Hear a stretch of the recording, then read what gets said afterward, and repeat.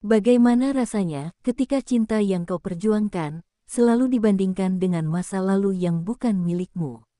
Bagaimana rasanya menjadi istri, tapi selalu dianggap bayangan orang lain? Inilah kisah tentang Alia, seorang istri yang terluka dalam karena suaminya masih terikat pada masa lalu.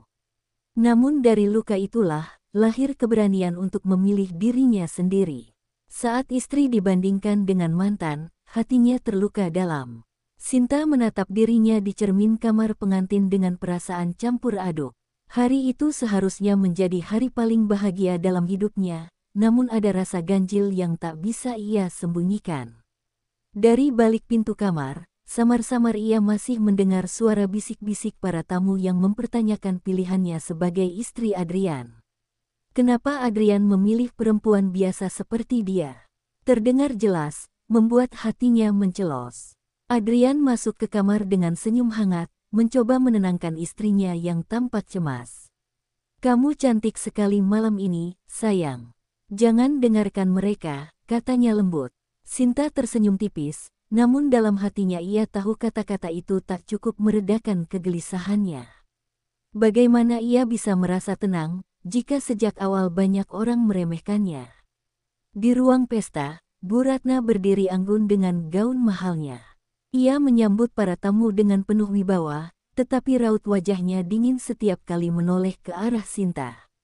Bahkan saat memperkenalkan menantunya, ia hanya menyebut nama tanpa sepatah pun pujian. Semua orang bisa melihat betapa Bu Ratna tidak menyukai Sinta sejak awal. Setelah acara usai, Sinta dan Adrian dibawa ke rumah besar keluarga Adrian. Rumah itu megah, penuh perabotan mewah, namun Sinta merasa asing seolah berada di tempat yang bukan miliknya. Ia mencoba tersenyum, berusaha menghormati mertuanya, tapi tatapan Bu Ratna menusuk tajam, membuat senyumnya perlahan luntur. "Ingat, Sinta," ujar Bu Ratna saat menyambut mereka di ruang tamu, "sekarang kamu sudah menjadi bagian keluarga ini. Tapi jangan kira itu berarti kamu sudah pantas untuk Adrian. Kamu harus banyak belajar supaya tidak mempermalukan nama keluarga besar ini." Kata-kata itu diucapkan dengan dingin, tepat di hadapan Adrian.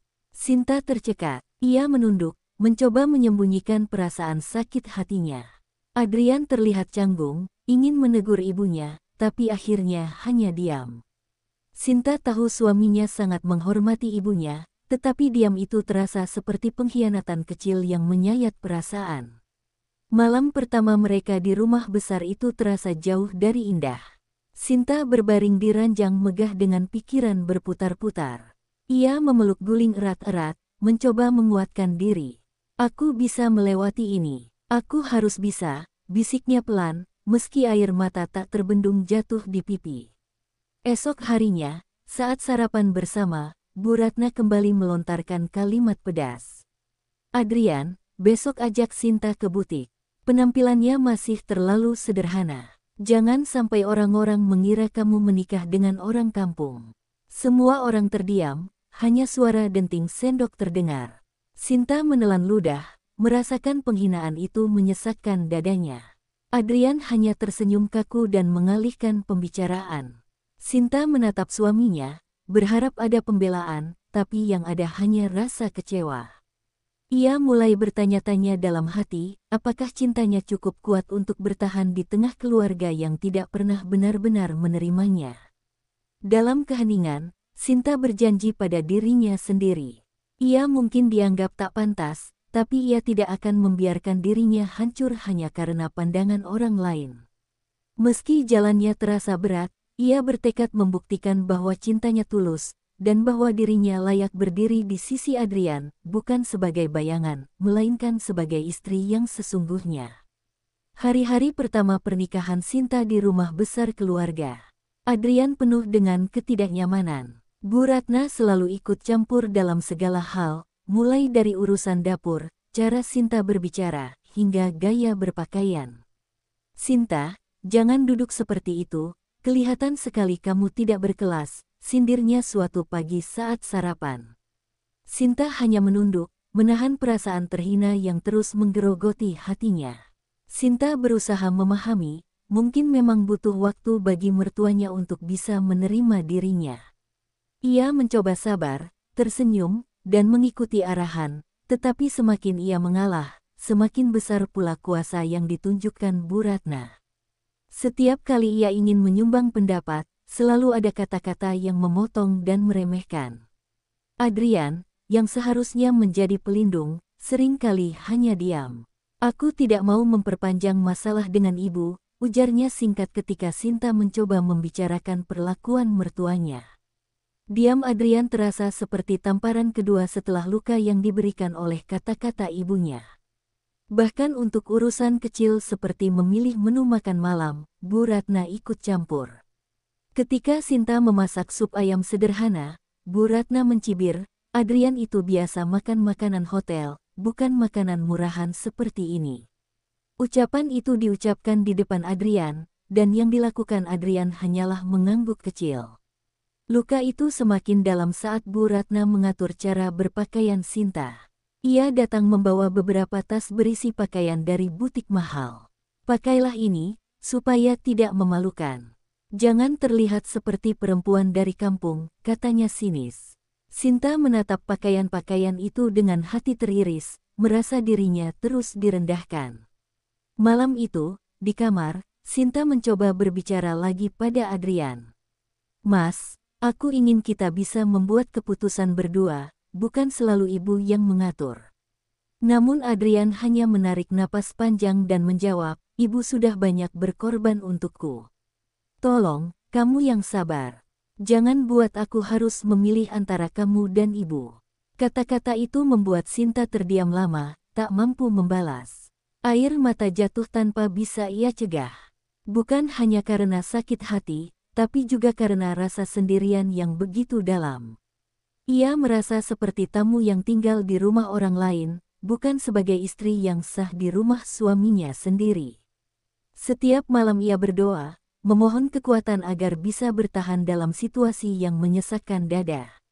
Namun, perlahan, rasa sakit itu mulai berubah menjadi tekad. Kalau aku terus diam, aku akan hancur, batinnya. Ia mulai berpikir untuk menemukan cara agar bisa bertahan tanpa kehilangan harga diri. Bukan berarti melawan dengan kasar, tetapi dengan cara yang membuatnya tetap berdiri tegak.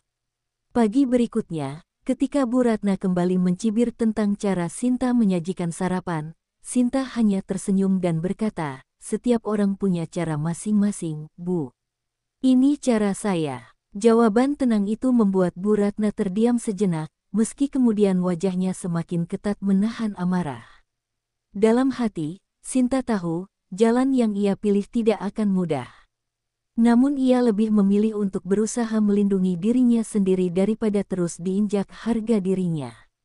Meski Adrian masih belum berpihak padanya, Sinta mulai membangun benteng pertahanan. Ia sadar, pernikahan ini bukan hanya tentang cinta, tapi juga tentang bertahan di tengah badai yang diciptakan mertua. Malam itu rumah besar keluarga Adrian dipenuhi oleh kerabat dan saudara jauh. Mereka berkumpul untuk makan malam bersama, sebuah tradisi keluarga yang sudah turun-temurun. Sinta merasa gugup, tapi ia berusaha tersenyum sambil membantu menyajikan hidangan di meja panjang yang penuh makanan. Dalam hati, ia berharap malam itu bisa berjalan tenang tanpa celaan. Semua orang duduk rapi, percakapan mulai mengalir, tawa terdengar di sana-sini. Sinta duduk di samping Adrian, menunduk sopan ketika beberapa kerabat menatapnya penuh rasa ingin tahu. Namun, suasana yang semula hangat berubah tegang ketika Bu Ratna membuka suara dengan nada lantang. Kalau saja Adrian menikah dengan pilihan ibu, mungkin sekarang hidupmu sudah lebih terhormat, lebih sesuai dengan derajat kita, ucap Bu Ratna sambil melirik tajam ke arah Sinta. Kata-kata itu meluncur begitu saja di hadapan semua tamu, tanpa peduli perasaan menantunya. Ruangan tiba-tiba menjadi hening. Beberapa kerabat saling berpandangan, sebagian tersenyum kecut, sebagian lagi berbisik-bisik. Semua mata perlahan mengarah ke Sinta yang terdiam kaku, wajahnya memerah menahan rasa malu dan sakit hati. Adrian tampak gelisah, tapi seperti biasa, ia memilih diam. Ia menundukkan kepala, memainkan sendoknya, seakan tidak mendengar ucapan ibunya.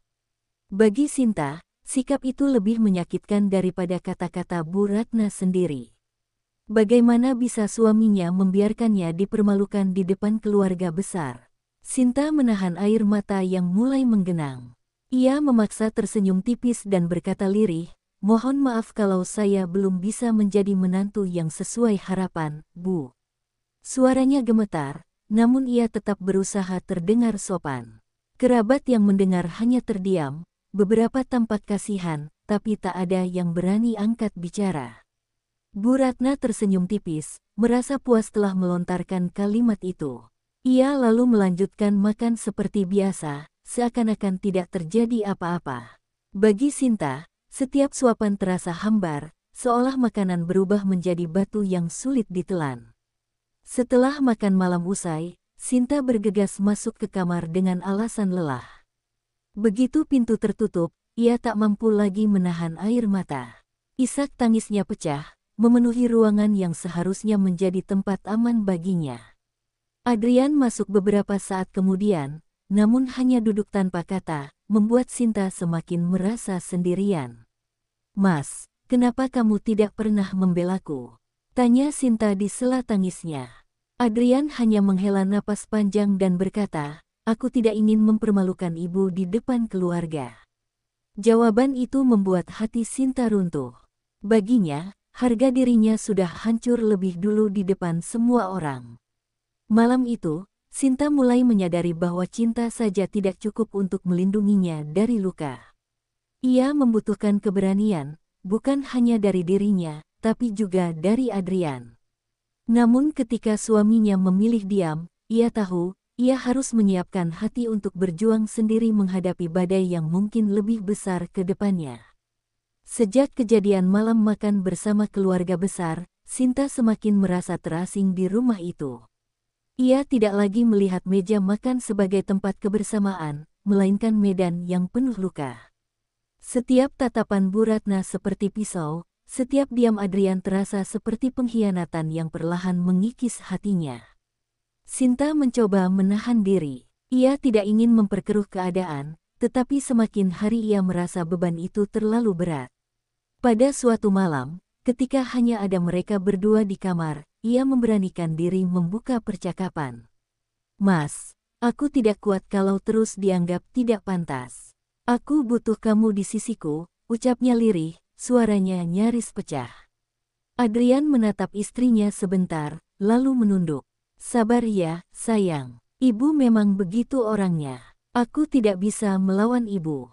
Tolong kamu yang lebih mengalah." Jawaban itu menusuk lebih dalam daripada semua cacian Bu Ratna. Seolah-olah Adrian meminta Sinta untuk menanggung semua luka sendirian. Sinta terdiam. Air matanya jatuh begitu saja. Tapi Adrian tidak berusaha menghapusnya. Lelaki itu hanya memeluk bantal, seakan memilih kenyamanan dirinya sendiri ketimbang melindungi perasaan istrinya. Hati Sinta hancur, ia merasa tak punya tempat untuk bersandar. Esok paginya, Sinta mencoba bersikap normal. Ia menyiapkan sarapan seperti biasa, namun hatinya masih perih. Saat Bu Ratna kembali mencibir, Adrian hanya diam dan melanjutkan makan. Bagi Sinta, itu adalah bukti nyata bahwa ia memang harus menghadapi semua ini sendirian. Sore harinya, Sinta duduk di taman belakang rumah. Angin berhembus pelan, membawa dedaunan kering yang berjatuhan. Ia menatap langit dengan mata sembab, berbisik dalam hati, "Apakah aku salah karena mencintai Adrian? Apakah aku salah karena berjuang mempertahankan pernikahan ini?" Pertanyaan-pertanyaan itu berputar tanpa henti di kepalanya. Ia mulai merasa seperti orang asing dalam rumahnya sendiri. Semua ruang dipenuhi bayang-bayang Bu Ratna, dan setiap diam Adrian seolah mempertegas bahwa cintanya tidak cukup kuat untuk melindunginya. Sinta hanya bisa menutup mata, berharap esok akan lebih baik, meski dalam hati ia tahu kemungkinan itu sangat kecil. Malam berikutnya, ia kembali mencoba bicara. "Mas, aku ingin kita jalani rumah tangga ini berdua. Aku tidak ingin selalu merasa kalah di hadapan ibu." Namun Adrian kembali menjawab singkat, aku tidak ingin ada pertengkaran. Lebih baik kamu jangan ambil hati. Kata-kata itu seperti menegaskan bahwa Sinta harus selalu berada di posisi yang kalah. Sinta akhirnya mulai menarik diri. Ia tidak lagi banyak bicara dengan Adrian, tidak lagi berharap ada pembelaan. Ia memilih menyimpan luka dalam diam, meski setiap hari dadanya terasa sesak. Ia sadar, diam suaminya jauh lebih menyakitkan daripada cacian mertua yang terang-terangan. Malam itu, sebelum tidur, Sinta berjanji pada dirinya sendiri. Jika suaminya tidak bisa menjadi pelindung, maka ia harus menjadi pelindung bagi dirinya sendiri.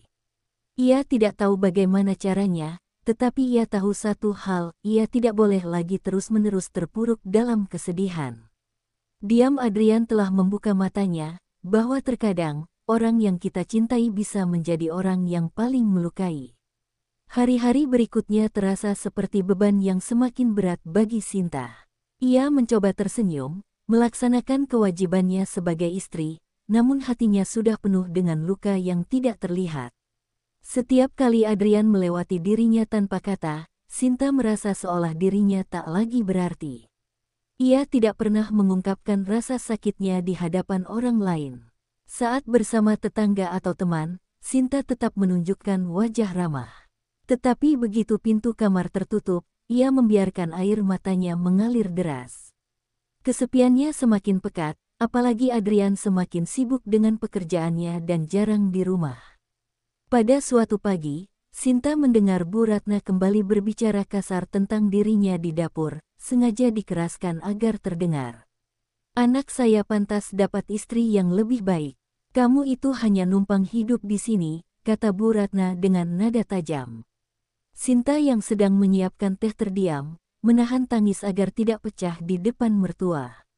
Ia ingin membalas, ingin membela dirinya, namun bayangan Adrian yang pasti tidak akan berpihak padanya membuatnya mengurungkan niat. Lagi-lagi ia hanya diam, menyimpan semua luka dalam hati. Tapi semakin lama ia bertahan, semakin sesak rasanya. Malam harinya, saat Adrian pulang, Sinta mencoba menahan diri untuk tidak mengeluh. Namun raut wajahnya yang murung membuat Adrian bertanya singkat, "Kamu kenapa?"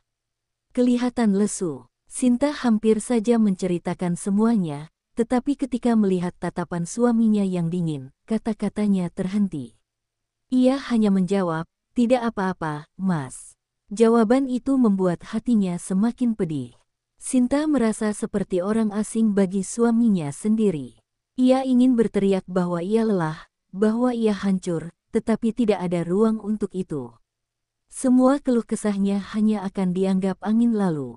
Malam itu, saat Adrian tertidur pulas, Sinta duduk di tepi ranjang. Matanya menatap kosong ke arah langit-langit kamar. Dalam hati ia berkata, apakah aku hanya sekadar bayangan dalam hidupnya?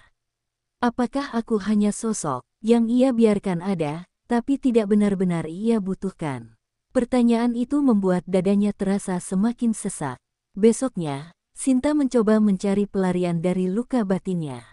Ia menyibukkan diri dengan pekerjaan rumah, membaca buku, atau menulis di buku catatan kecilnya. Dalam setiap goresan tinta, ia menuliskan semua perasaannya, tentang rasa sakit, kecewa, dan kerinduannya akan pelukan yang tak pernah ia dapatkan lagi. Namun, meskipun ia berusaha kuat, hatinya tetap rapuh.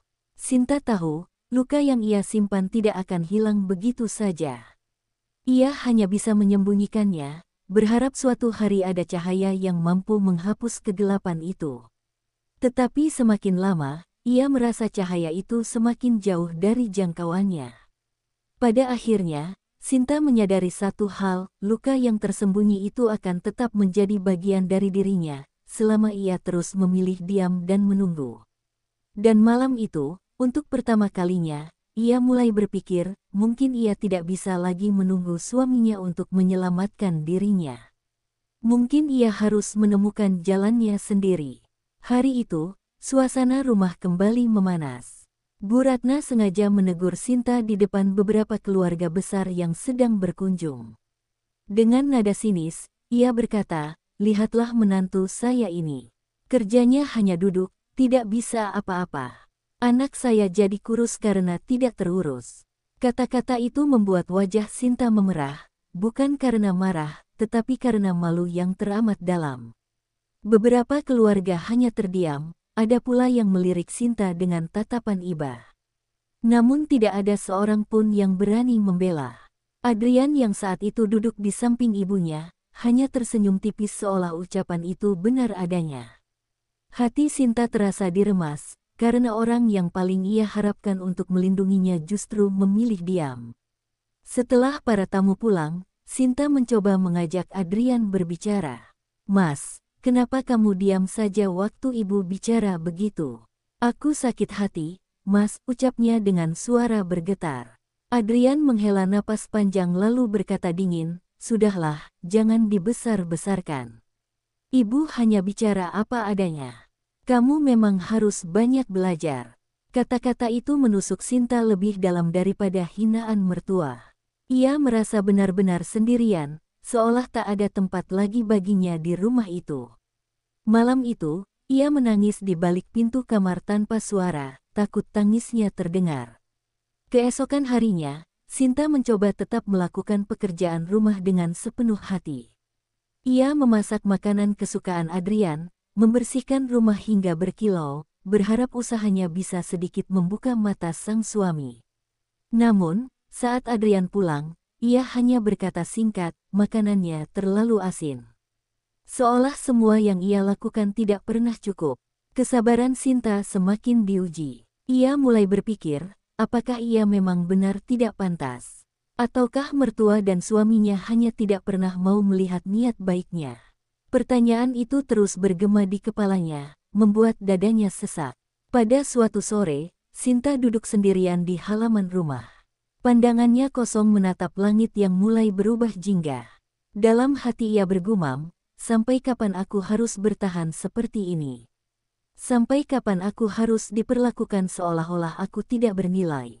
Air matanya jatuh lagi, tak mampu ia bendung. Saat itu, seorang tetangga lewat dan menegurnya ramah. "Mbak Sinta, jangan dipikirin omongan orang. Saya tahu Mbak itu rajin kok. Kadang orang memang suka menilai tanpa tahu apa-apa." Kata-kata itu sederhana, tapi mampu sedikit menguatkan hati Sinta. Ia tersenyum tipis, meski hatinya masih terasa hancur. Malam harinya, Sinta menuliskan kalimat panjang di buku catatannya, "Kesabaran bukan berarti membiarkan diri diinjak. Kesabaran adalah menunggu waktu yang tepat untuk berdiri, tanpa menjatuhkan diri sendiri." Tulisan itu menjadi pengingat bahwa dirinya tidak boleh selamanya terjebak dalam diam. Dan di titik itulah, Sinta mulai menyadari bahwa kesabarannya sudah mendekati batas. Ia tahu, jika terus membiarkan dirinya dihina dan diabaikan, luka itu akan menghancurkannya perlahan. Hatinya berbisik, sudah saatnya ia menyiapkan kekuatan untuk melawan, bukan dengan amarah, tapi dengan keberanian untuk menunjukkan bahwa ia lebih dari apa yang mereka katakan. Hari itu, suasana rumah kembali ramai karena kedatangan keluarga besar. Seperti biasa, Bu Ratna sibuk menjadi pusat perhatian, sementara Sinta hanya membantu di dapur. Namun entah mengapa, sore itu hati Sinta berbeda. Ia merasa sudah cukup dengan semua hinaan dan sikap merendahkan. Saat makan malam bersama, Bu Ratna kembali membuka mulutnya. "Coba lihat, menantu saya ini. Kalau disuruh masak, rasanya selalu kurang. Kalau kerja di rumah, hasilnya tak pernah memuaskan. Sungguh, Adrian terlalu baik mau bersabar dengan istri seperti ini." Suasana meja makan hening. Semua orang menunggu reaksi Sinta. Biasanya, Sinta akan diam, menunduk, atau pura-pura tidak mendengar. Tetapi kali ini, ia menatap langsung ke arah mertuanya. Suaranya tenang, tapi tegas. "Maaf, Bu. Saya sudah berusaha melakukan yang terbaik setiap hari. Jika hasilnya masih dianggap salah, mungkin bukan saya yang kurang, tapi standar ibu yang terlalu tinggi." Ucapan itu membuat semua orang terkejut. Beberapa keluarga besar menutup mulutnya, ada yang tersenyum kecil, ada juga yang pura-pura sibuk dengan piringnya. Bu Ratna menatap Sinta dengan mata membelalak, jelas tidak menyangka menantunya berani membalas ucapannya. Adrian langsung menegur, "Sinta, jangan bicara begitu sama ibu." Tetapi kali ini, Sinta tidak gentar. "Mas, aku sudah terlalu sering diam. Aku sudah terlalu sering menahan rasa sakit. Kalau aku terus diam, orang akan mengira semua tuduhan itu benar." Suaranya bergetar, tapi matanya penuh keberanian. Untuk pertama kalinya, Adrian terdiam. Ia tidak pernah melihat istrinya seberani itu. Biasanya Sinta hanya menuruti dan menunduk, tapi kali ini ia berdiri di depan mertua dan keluarganya sendiri. Bu Ratna semakin murka. "Kurang ajar kamu berani melawan aku di depan keluarga besar," serunya lantang. Namun Sinta tetap menatapnya tanpa gentar. "Saya bukan melawan, Bu. Saya hanya membela diri. Saya juga manusia, punya harga diri. Saya lelah terus dianggap tak pantas padahal saya berusaha sebaik mungkin." Beberapa anggota keluarga mulai berbisik. Ada yang mulai merasa simpati pada Sinta, karena mereka tahu selama ini ia memang diperlakukan tidak adil. Perlahan, suasana yang tadinya penuh tekanan berbalik. Adrian sendiri mulai merasa dilema. Di satu sisi, ia ingin tetap membela ibunya. Tapi di sisi lain, ia tidak bisa menutup mata bahwa istrinya memang sudah terlalu sering jadi korban. Untuk pertama kalinya, hatinya mulai goyah. Malam itu, setelah keluarga besar pulang, suasana rumah menjadi sangat tegang. Bu Ratna mengurung diri di kamar, sementara Adrian duduk termenung di ruang tamu. Sinta kembali ke kamarnya dengan hati berdebar. Ia tahu, perlawanan pertama ini bukan akhir, justru awal dari pertarungan yang lebih besar. Tapi satu hal pasti, ia tidak akan pernah kembali menjadi perempuan yang hanya diam. Malam itu, kamar Sinta terasa sunyi meski hatinya masih bergetar oleh keberanian yang baru saja ia tunjukkan. Ia duduk di tepi ranjang, menatap jendela yang tertutup tirai. Untuk pertama kalinya, ia merasa telah berdiri untuk dirinya sendiri, meskipun taruhannya adalah kemarahan mertua dan sikap dingin suami. Di ruang tamu, Adrian masih termenung. Kata-kata Sinta terngiang jelas di telinganya, "Aku juga manusia, punya harga diri." Ia tidak bisa memungkiri bahwa selama ini ia memang membiarkan ibunya mendikte terlalu banyak hal. Hatinya diliputi rasa bersalah, meski egonya membuatnya enggan mengakuinya. Keesokan harinya, suasana rumah tegang. Bu Ratna hampir tidak bicara dengan Sinta, hanya melempar tatapan tajam setiap kali berpapasan. Namun berbeda dari sebelumnya, kali ini Sinta tidak menunduk atau pura-pura tidak melihat. Ia tetap melakukan pekerjaannya dengan tenang, seolah tidak terpengaruh. Diam-diam, beberapa keluarga besar yang kemarin hadir mulai membicarakan kejadian itu. Banyak yang berpendapat bahwa Sinta berani dan benar adanya, sementara ada pula yang menganggapnya lancang. Namun, perlahan simpati terhadap Sinta mulai tumbuh di kalangan keluarga yang sebelumnya hanya diam. Adrian akhirnya memberanikan diri berbicara dengan Sinta malam itu.